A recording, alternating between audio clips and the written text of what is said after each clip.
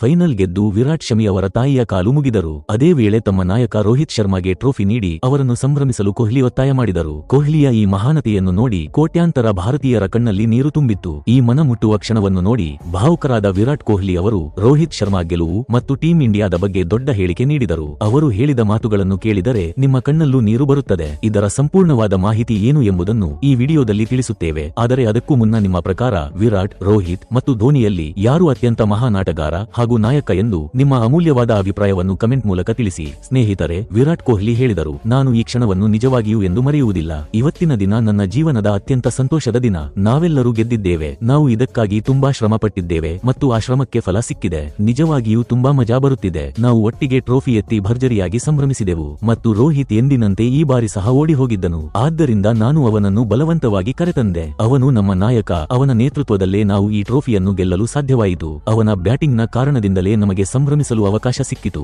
ಆದ್ದರಿಂದ ಅವನು ಮುಂದೆ ಇರಬೇಕೆಂದು ನಾನು ನಿರ್ಧರಿಸಿದೆ. ಅವನು ನನ್ನ ಅತ್ಯುತ್ತಮ ಸ್ನೇಹಿತ. ಅವನೊಂದಿಗೆ ಕ್ರಿಕೆಟ್ ಆಡಲು ಪ್ರಾರಂಭಿಸಿದ್ದರಿಂದ ಟ್ರೋಫಿ ಗೆಲ್ಲುವ ತನಕದ ಪ್ರಯಾಣ ಬಹಳ ಅದ್ಭುತವಾಗಿತ್ತು. ಮತ್ತು ಶಮಿ ಅವರ ತಾಯಿಯ ಕಾಲು ಮುಗಿದ ಬಗ್ಗೆ ಪ್ರಶ್ನೆ ಕೇಳಿದಾಗ ವಿರಾಟ್ ಹೇಳಿದರು, ಅವರು ಕೇವಲ ಶಮಿ ಅವರ ತಾಯಿ ಅಲ್ಲ, ಅವರು ನಮ್ಮೆಲ್ಲರ ತಾಯಿ. ನನಗೆ ನನ್ನ ತಾಯಿಯಂತೆ ಕಾಣಿಸಿದರು. ಆದ್ದರಿಂದ ನಾನು ಅವರ ಕಾಲು ಮುಗಿದೆ. ಅವರು ವಯಸ್ಸಾದವರು, ಹಾಗಾಗಿ ನಾವು ಹಿರಿಯರನ್ನು ಗೌರವಿಸಬೇಕು. ಅವರ ಆಶೀರ್ವಾದದಿಂದಲೇ ನಾವು ಗೆಲ್ಲಲು ಸಾಧ್ಯವಾಯಿತು. ಇದು ದೊಡ್ಡ ವಿಷಯವಲ್ಲ. ನಾವು ಭಾರತೀಯರು ನಮ್ಮ ಸಂಸ್ಕಾರವನ್ನು ನಾವು ಎಂದಿಗೂ ಮರೆಯಬಾರದು, ಯಾವುದೇ ಮಟ್ಟಕ್ಕೆ ಬೆಳೆದರೂ ಕೂಡ ಎಂದರು. ವಿರಾಟ್ ಕೊಹ್ಲಿ ಅವರ ಈ ಮಾತುಗಳು ಮತ್ತು ವರ್ತನೆಯು ಎಲ್ಲರ ಮನಗೆದ್ದಿದೆ. ಎಲ್ಲರೂ ಅವರ ಅಭಿಮಾನಿಗಳಾಗುತ್ತಿದ್ದಾರೆ. ಸ್ನೇಹಿತರೆ, ವಿರಾಟ್ ಅವರ ಇಷ್ಟು ಒಳ್ಳೆ ಮನಸ್ಸಿಗಾಗಿ ಕಮೆಂಟ್ ಬಾಕ್ಸ್ನಲ್ಲಿ ದಯವಿಟ್ಟು ಒಂದು ಹಾರ್ಟ್ ಅನ್ನು ಕಮೆಂಟ್ ಮಾಡಿ.